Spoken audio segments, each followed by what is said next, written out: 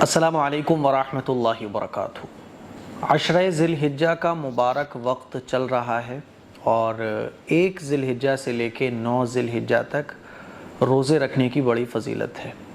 رسول اللہ صلی اللہ علیہ وسلم کا مبارک ارشاد ہے کہ رمضان کے مہینے کے بعد جن روزوں کی سب سے زیادہ فضیلت ہے وہ عشرہ ذی الحجہ کے روزے ہیں، اور رمضان کی راتوں کے بعد جن راتوں میں عبادت کرنے کی بہت فضیلت ہے وہ عشرہ ذی الحجہ کی راتیں ہیں۔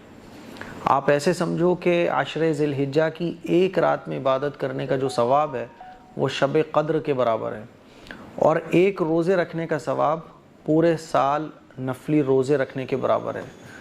تو اب بہت سارے لوگ معلوم کر رہے تھے کہ مفتی صاحب یہ جو روزے ہیں وہ کیسے رکھے جائیں گے، کیسے نیت کی جائے گی، تو میں نے سوچا کہ چلو آپ لوگوں کو بتا دیا جائے۔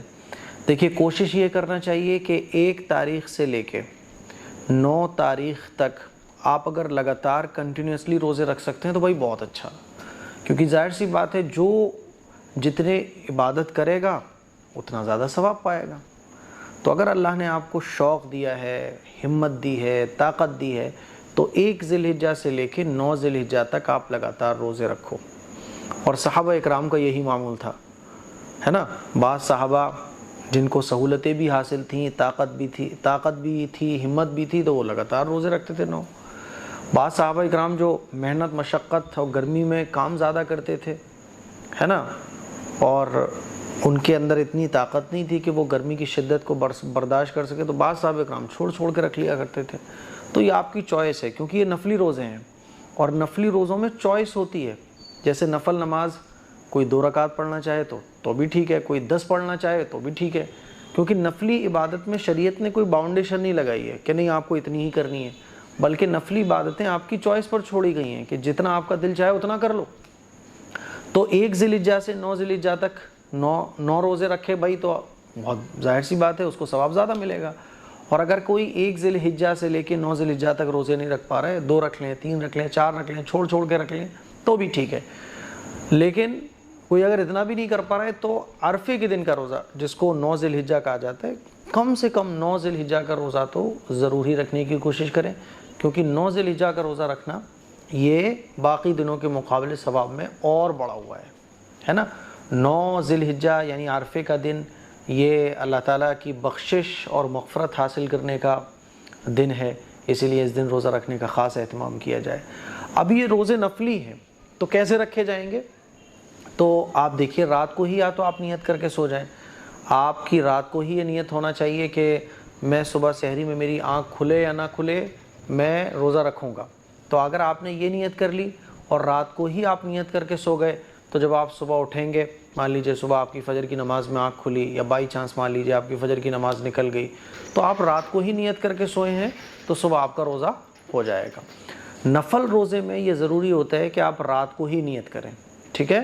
تو یا تو آپ رات کو ہی نیت کر کے سو جائیں، یا پھر آپ سحری کے ٹائم اٹھیں اور سحری کے ٹائم اٹھ کر روزے کی نیت کر لیں، سحری کر لیں، یعنی سحری کا ٹائم ختم ہونے سے پہلے روزے کی نیت کرنا ضروری ہے۔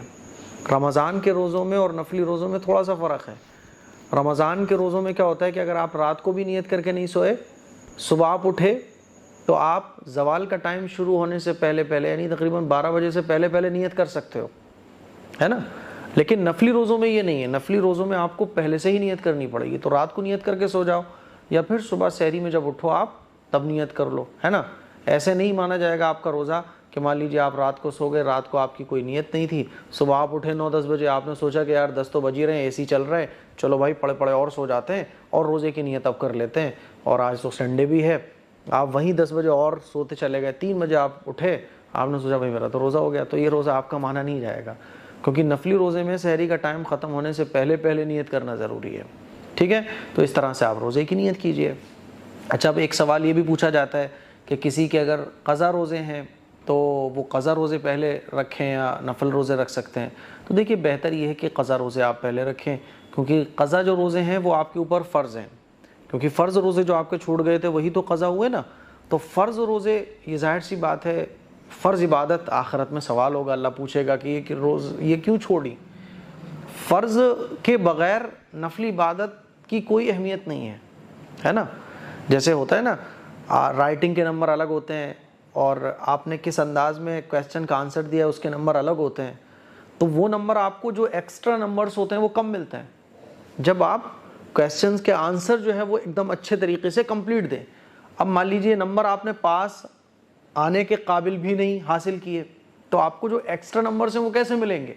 تو ایسے ہی نفل عبادت کا مسئلہ ہے کہ نفل عبادت کا فائدہ تب ہے جب آدمی فرض عبادت پر پوری توجہ دے، فرض عبادت کو اچھے طریقے سے ادا کرے.